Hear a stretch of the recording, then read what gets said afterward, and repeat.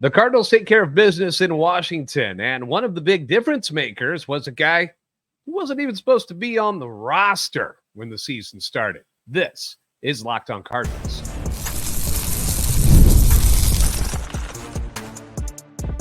You are Locked On Cardinals, your daily St. Louis Cardinals podcast, part of the Locked On Podcast Network, your team every day. Hey there, Cardinals fans. I'm JD Hafford, and I'm a national radio sports anchor, born and raised in the Lou, and a lifetime Cardinals fan. And I'm your host for Locked On Cardinals, part of the Locked On Podcast Network, covering your team every day. You can follow me on Twitter, X at JD Sports Radio. You can follow the podcast at LO_Cardinals. I do want to thank those of you who make Locked On Cardinals your first listen every day. We are free and available wherever you get your podcasts. You can also find us on YouTube. Make sure you like, subscribe, and comment. Interact with us. Don't be shy. Hit the notification button so you know when new episodes are posted. This is a show serving Cardinal Nation and giving the best fans in baseball all of the info about the birds on the bat. Today's episode of Locked On Cardinals is brought to you by Tax Network USA. Did you know that it's never too late to resolve your tax issues with the IRS? Don't wait. Reduce your tax debt and get help from a team of licensed tax professionals by calling 1-800-549-1000 or visit tnUSA.com/Locked On. So welcome into what is a later edition of Locked On Cardinals here today. Boys had an afternoon game today. I don't know if you heard about it, but the boys had an afternoon game today, and this was finishing up their series with the Nationals. So I figured, hey, why not wait until everything is all wrapped up before we do Monday's episode? And boy, am I glad that I actually waited on this, because Cardinals had themselves quite the finale in Washington, defeating the Natitude 6-0. They take 3 of 4 from them in the series. Now, the Nats, let's not get ahead of ourselves. It's not like the Nats were expected to be this amazing team this year. They're not expected to be all that good since they continue to rebuild after the Juan Soto deal and stuff. They're still in the process of trying to get a good team on the field. They're 41-46 before the Cardinals came to town. So not like a pushover by any means. It's not like they are bottom of the barrel scrubs or something, but they're not a great team by any means either. And the Cardinals, let's be honest, they tend to play down to the level of their opponents. They play down to them. They play up to them as well, as they tend to play the good teams pretty good too. So it was nice to see the Cardinals actually do what they should be doing against not so good teams, and that's beat them and beat them soundly, especially over the last 2 games. You had that dramatic come from behind extra innings win on Friday. They got the brains beat in on Saturday when Lance Lynn had arguably his worst start of his major league career. Then on Sunday, the convincing 8-3 win behind Kyle Gibson. Strong start by him on Sunday. He had big days from Wilson Contreras and Nolan Arenado. Then today, Miles Mikolas takes the ball. Now, Miles, as you know, some days he's good. Like, some days he hits his spots, he's dotting up the zone, and he looks like the all-star from a couple years ago. Then there's other times that he misses right over the plate a lot, kind of the way Lynn did in Saturday's game, and gets clobbered. Monday, we got the good Miles Mikolas, who was brilliant.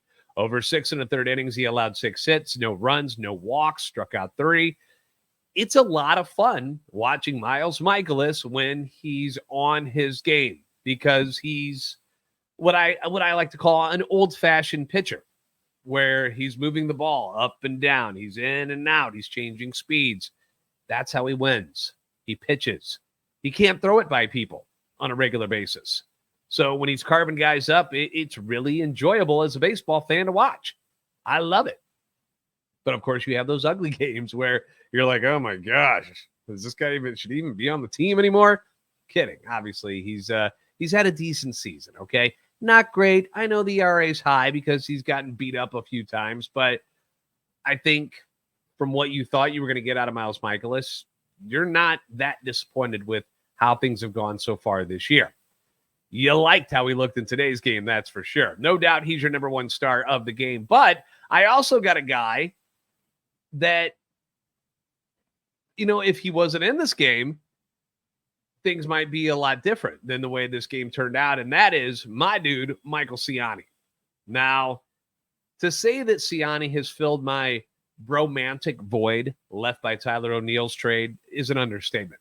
I love this dude. I love this dude, and his presence was in full force on Monday from the very first Nationals hitter when Siani ran down a deep fly to right center by their leadoff hitter, C.J. Abrams. Could have set Mikolas in this game on a course for disaster and done it right away. But instead, he does what he's done most of the season. He gets a great jump on the ball. He takes a great route, and he catches it on the warning track. Just beautiful stuff. And he really did save a run because 2 of the next 3 hitters got singles, so that certainly kept the Nationals off the scoreboard, kept things scoreless, and he's very much appreciated. They were talking to Miles after the game about him, and they were talking to Alec Burleson about Siani too after the game, and they have nothing but glowing things to say about what a difference Michael Siani has been in center field for the Cardinals. Then you got the bottom of the second, similar fashion, Siani robs former Cardinal Juan Yepez of an extra base hit. 2 fantastic plays on fly balls that, honestly, I don't think Dylan Carlson even comes close to catching them.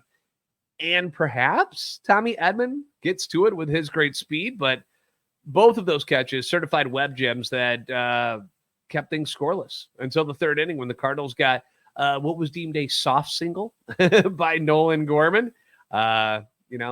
You've seen them happen to the Cardinals a lot this year where slow tricklers end up being infield singles. That's what happened for Gorman there.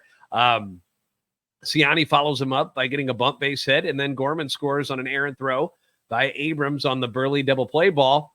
Gives the team a 1-0 lead. Siani was involved again in the 9th inning. Cardinals are up 4-0 at this point, but we like a little insurance on this team when they tend to try to keep games close for no reason. And at this point, it's 4-0. Gorman singles. Siani then singles to right, makes it 1st and 3rd. Nobody out. He steals second base, his team leading 10th stolen base of the year. And then he scores on Alec Burleson's RBI single. Just a complete game by a guy who in spring training was a complete afterthought. You can't say that he wasn't. You had him penciled in as the 6th guy, maybe the 5th. I don't even think he's the 5th, though. Because when you think about how the season was supposed to start and how the outfield was going to look, it was going to be Newpark, Edman, Walker, Donnie. Then you had Carlson, and then Burleson, and then Siani. So now we're talking, 7? Somewhere in there. So it's been nice. Let's put it that way. It's been nice to have him out there. And now it's to a point where Michael Siani has done so much for this team defensively and offensively. Not a great hitter, but he's hitting .233. He'll lay down a bunt. Good base runner. It's to the point now where now that Newt's back and has been activated and played today, and Edman is on his way back, supposed to be playing Tuesday night in Springfield. How do you take Michael Siani out of the everyday lineup? How do you do it? Other things to think about in this game. Burleson, Goldy, huge days. Combined to go 4 for 10. 2 home runs, 4 RBIs, and 3 runs scored. Gorman, 2 more hits today. He goes 9 for 15 in this series with 4 runs scored. No home runs, which is a little bit odd, but he was all over the base paths, constantly on base. 4th consecutive game scoring 6 or more runs for the Cardinals, their longest streak since they did it back in 2019. JoJo and Kit come out of the bullpen, take care of the rest of the game after Mikolas was pulled. They shut out the Nationals over the remaining 2 2/3 innings. The bullpen gave up 4 runs in the 4 games against the Nationals. 4. And one of them was the automatic runner that blew the save for Ryan Helsley in game 1. So only 3 earned runs total of the 23 runs that the Nationals scored in this series. Pretty good. Bullpen now, top 5 in ERA. They're 1st in saves. They're 2nd in holds. They've been a weapon. The shocking part is where the Cardinals are right now in the standings, in the division, in the wild card, despite their 2 highest paid players having the worst seasons in their careers. We're going to get into that next on Locked On Cardinals. PrizePicks is America's #1 fantasy sports app with more than 5 million members. PrizePicks is the easiest and most exciting way to play daily fantasy sports. Now, unlike other apps, on PrizePicks, it's just you against the numbers. All you do is pick more or less on 2 to 6 player stat projections, and then you just watch the winnings roll in. Get in on the daily action with your friends and become part of the PrizePicks community today. You can now win up to 100 times your money on PrizePicks with as little as 4 correct picks. You can turn $10 into $1,000. Wouldn't that be nice? That'd have been really nice today when I had to get some dental work done. And they're like, yeah, price on this is going to be about $1,600. I'm like, what? Been nice to turn $10 into $1,000 before that happened.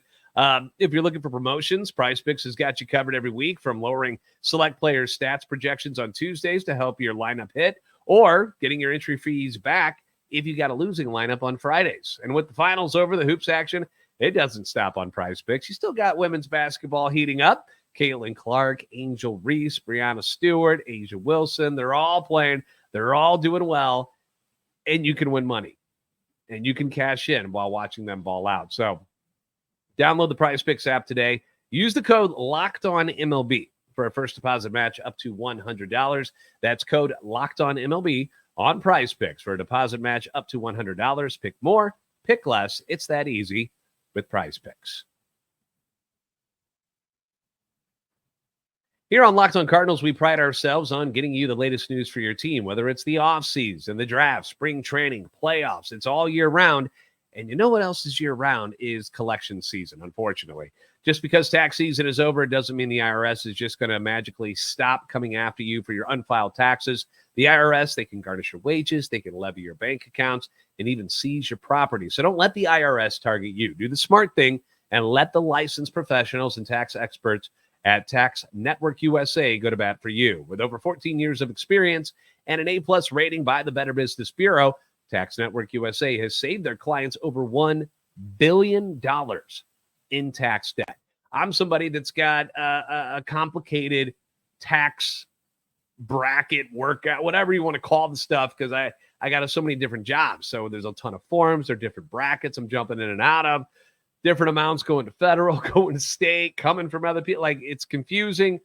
And that's where Tax Network USA can come in and help you out. So whether you owe taxes, whether things are complicated like mine, or you finally hit that parlay this season and need help correctly filing, call 1-800-549-1000 or visit tnusa.com/locked on. And be sure to mention Locked On Cardinals at checkout, and you'll receive a $250 discount off their services.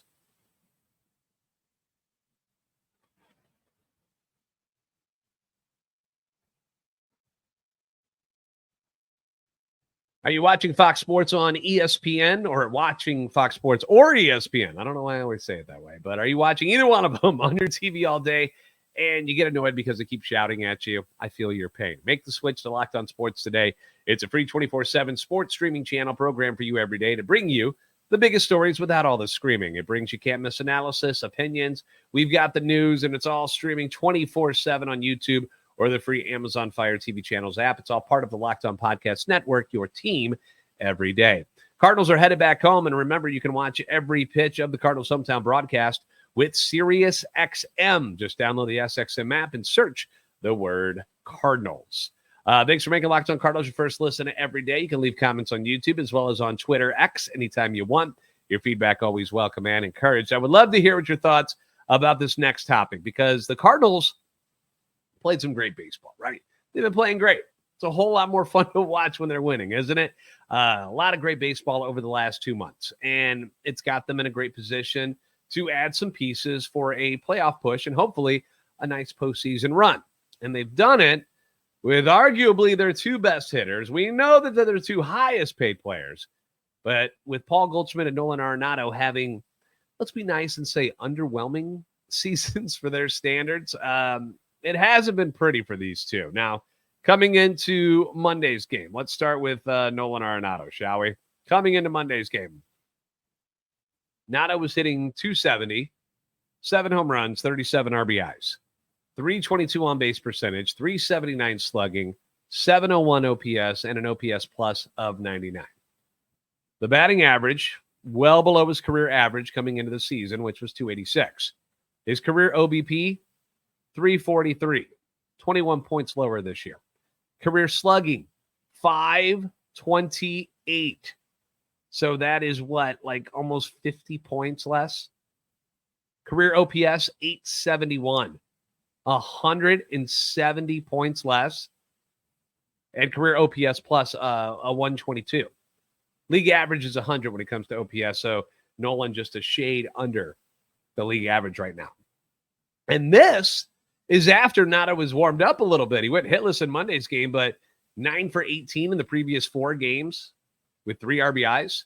The power still MIA, has just 2 home runs since June 1st, but you've seen him making adjustments and taking the ball the other way a lot more than he has in the past. Nolan Arenado, and I always have this argument with people because there was a time where Nolan Arenado was leading the league in home runs, and he was always, up in the, top 10, top 5. And yeah, he played at Coors Field, which didn't hurt his cause, but I have always argued that Nolan Arenado was never a home run hitter. He's not a power hitter. He's a line drive hitter who happens to hit home runs when he can pull the ball with authority at this point in his career. Pitchers continue to pound him away, and the power numbers, they're going to suffer because he has no opposite field power whatsoever. He doesn't have power straight away to center field at all. He's got to pull him down the line if he's going to get him over the wall. Pitchers aren't giving him those pitches anymore. When he does get them, they're because the pitcher missed. Nobody is trying to beat Nolan Arenado inside hardly at all anymore. So the power numbers are going to continue to suffer. They're not going to go up. But I think I speak for all of us that we'll take the hits and the 292 batting average that he's had since June 1st if that's the way that the pitchers are going to pitch. We'll take it. Like if that's what he's got to do, and he's got to serve it to right field to get singles and doubles here and there, so be it. It's better than doing nothing and trying to pull pitches that are away from you to get the power stroke going. It's similar to kind of what Jordan Walker has had to work through at Memphis and what he was going through at the major league level. You want to know why he's not hitting home runs? Because the opposite field power for Nado, not good. Jordan Walker has got power to opposite field. He has just to learn to do it. But we'll take that. I'll take a 292 batting average out of Nado instead of the power. And although the body of work at third base hasn't been, the normal Arenado Gold Glove, Platinum Glove standard, the dude is still pretty darn good down there at the hot corner. You could do a lot worse. Third baseman with a minimum of 200 attempts this year. Nado has 0 outs above average, which isn't good, right? But Ke'Bryan Hayes, who won the NL Gold Glove at third base last year for the Pirates, breaking Nado's streak, and the Rockies' Ryan McMahon are tops with outs above average for third baseman with a minimum of 200 attempts, and they're at 3. So it's not like they're just running away with it where they're, up in the 7, 8s, and 9s or something like that. Now, coming into Monday's game, let's switch up things and go to Paul Goldschmidt. Paul Goldschmidt here. Coming into Monday, hitting 226, 11 home runs, now 12 after today, 33 RBIs, which is now up to 34. The OBP at 292. 292, guys.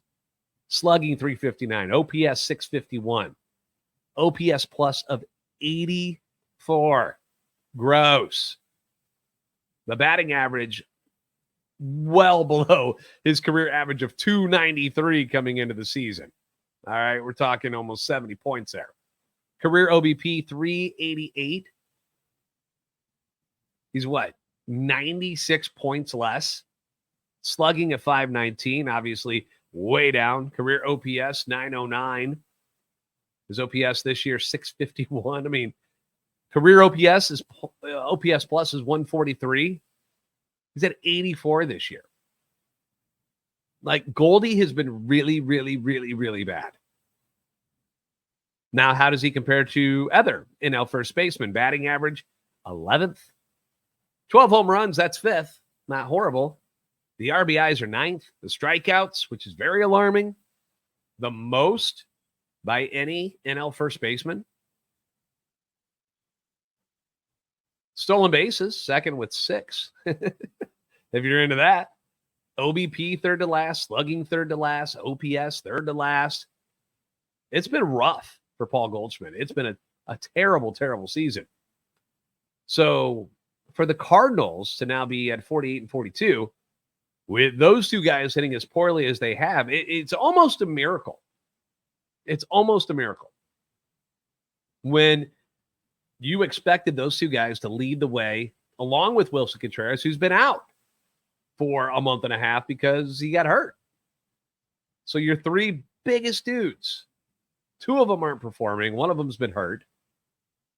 And they're still 48 42. It's pretty good. It's pretty good. So maybe give a little credit to some of the people maybe you haven't been giving much credit to.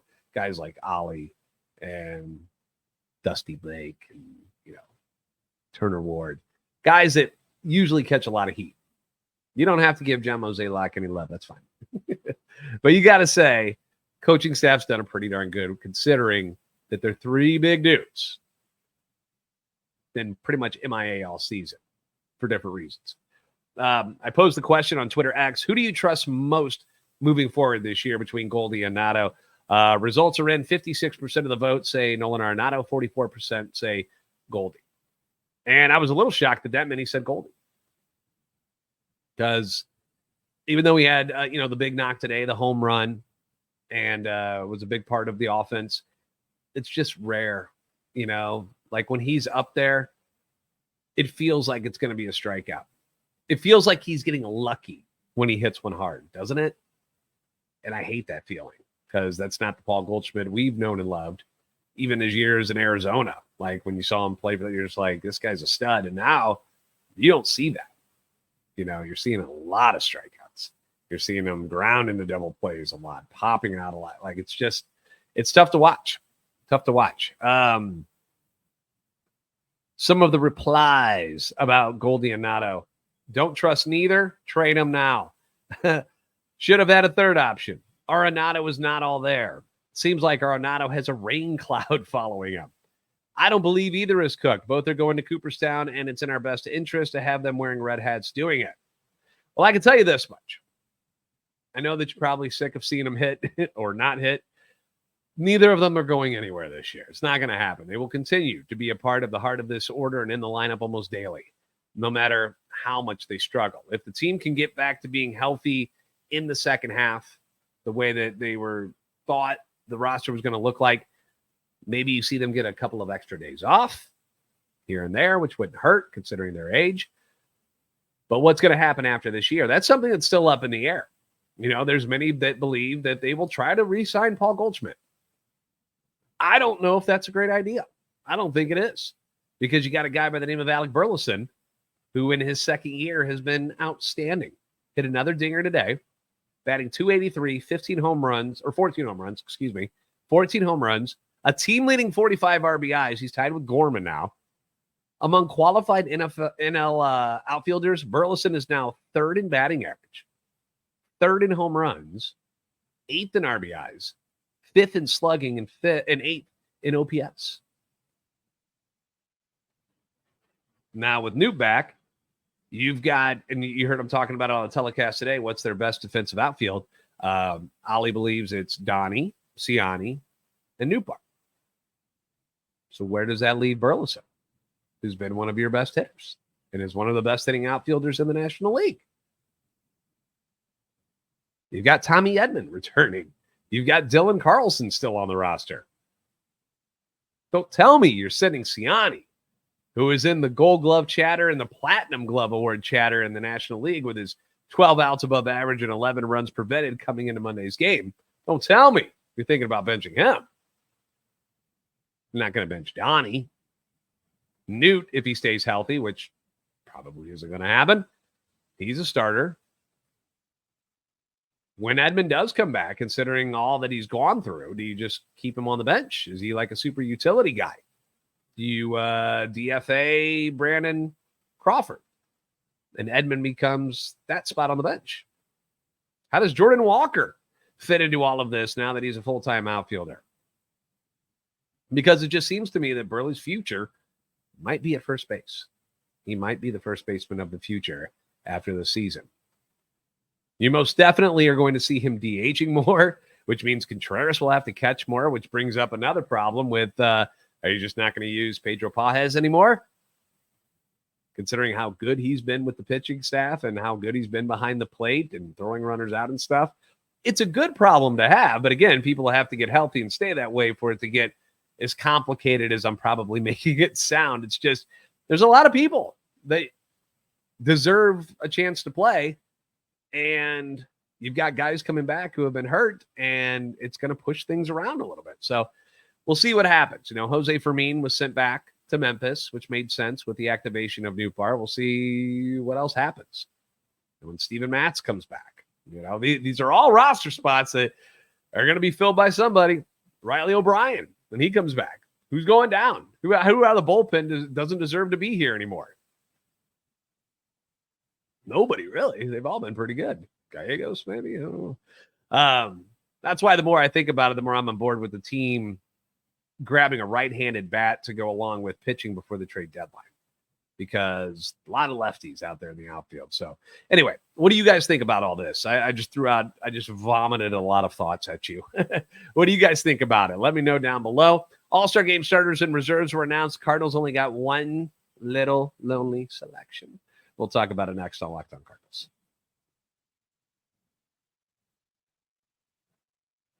I love sports. I love them so much that I never want them to stop. But with the playoffs winding down and all the other sports that are gone, basically, you're out of the NHL, you're out of the NBA.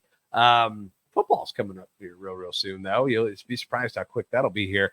But, the sports aren't sporting like I want them to normally. I don't have all my favorite teams to root for. I miss watching the Blues.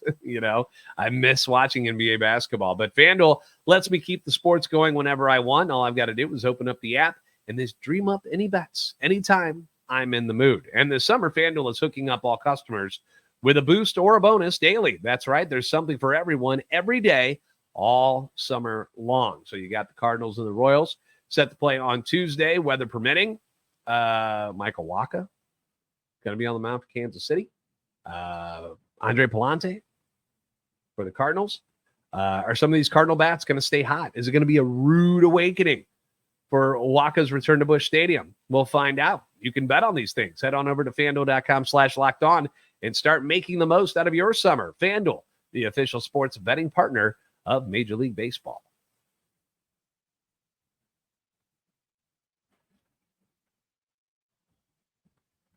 Locked On has launched the first ever national sports 24/7 streaming channel on YouTube. It's now also available on Amazon Fire TV and the free Fire TV channels app. It's here for you 24/7, covering the top sports stories of the day with the local experts of Locked On, plus our national shows, which cover every league. Find Locked On Sports Today, now available on the free Fire TV channels app. Excuse me. Congratulations. I'm all choked up about Ryan Helsley. The Cardinals closer was the only member of the team selected for this year's MLB All-Star Game, which will take place at Globe Life Stadium in Texas on Tuesday, July the 16th. Obviously, Helsley deserves it. When they first started announcing the ballots and whatnot, looking up and down the roster, and this was before the Cardinals even kind of took off and became one of the better teams in the National League, I still looked at it and was like, nah, one, maybe two guys will make it. I thought Sonny Gray would be somebody that made it. I was a little surprised that he wasn't named to the roster, but obviously Helsley deserves it. 31 saves, leads all of Major League Baseball. 3-3 on the season, a 2.41 ERA, 47 strikeouts, 41 innings pitched. He's got 2 blown saves. First game that he came in 2024 against the Dodgers, and then his last game on the 5th against the Nationals, when he allowed the automatic runner to score. And that's it. That's all it's been. Excuse me. Like dusty over here. Anyway, not every game has gone smoothly for Ryan Helsley. We know that.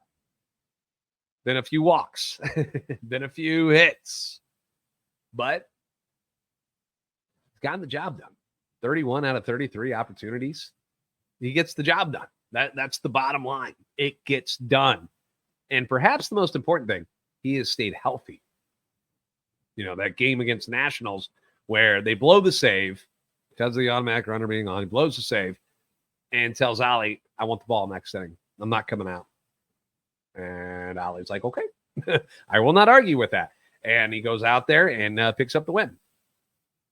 Only game that he's thrown more than one inning so far this year. So not something I expect them to do very often because you got to keep him healthy. But that's been a huge part of this. The argument can be made that a couple of other Cardinals maybe should have been allowed to be on the all-star roster. And there's still time for people to back out and other guys to get onto the roster. The argument can be made that the other two pieces of the Trinity, JoJo Romero and Andrew Kittredge, should have a spot as relievers on the team. Romero leads Major League Baseball in holds with 26. Andrew Kittredge is now tied for second after getting his 25th hold today. Mason Wynn, obviously been a huge part of the team's success as a rookie in his first full season. Among NL shortstop, Mason Wynn is second in batting average to that guy, I don't know if you've heard of him, Mookie Betts, out in Los Angeles, who's hurt right now. But Wynn has been excellent, fourth in OBP among shortstops in the NL, sixth in slugging, sixth in OPS. But I can see why he's not on the roster. I get it. His time will come. If he keeps doing what he's doing, his time will come. We went over Burleson's stats earlier in the show, where he ranks among NL outfielders. I mean, certainly has a case for being on this team. But these guys aren't household names yet. And to be honest with you, I selfishly am glad that they didn't get named to the team because I want them to get some rest. I want them to just take a load off for a little while. All of them. I hope Ryan Helsley goes, but I hope he doesn't pitch. I hope they go, nah, don't throw him. Game doesn't mean anything.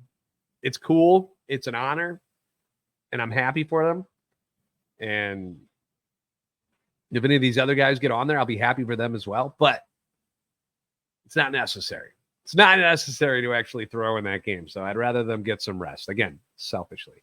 Cardinals finish up their road trip from Pittsburgh and Washington with a 5-2 record. They're back home to face Kansas City for 2 before getting an off day on Thursday before the final 3 games, which will be at home against the Cubs this weekend. And then it's the All-Star break. So you got the I-70 series, as we call it. Begins with our old friend Michael Walk on the bump for Kansas City on Tuesday against the newly invigorated Andre Palante, who a lot of people say, hey, he should be the 5th guy. We don't need to trade for one anymore. Palante looks good. We'll see how he looks against the Kansas City Royals, who have had a pretty good season so far, although they've struggled a little bit recently. But going to be a fun one to watch. It always is with the I-70 series. First pitch, 6:45 St. Louis time. And I believe City Connect jerseys. I believe, is that what's happening? Is it City Connect on Tuesday? I'm looking this up real quick. We're doing this live. I'm looking this up because I believe that is what's happening.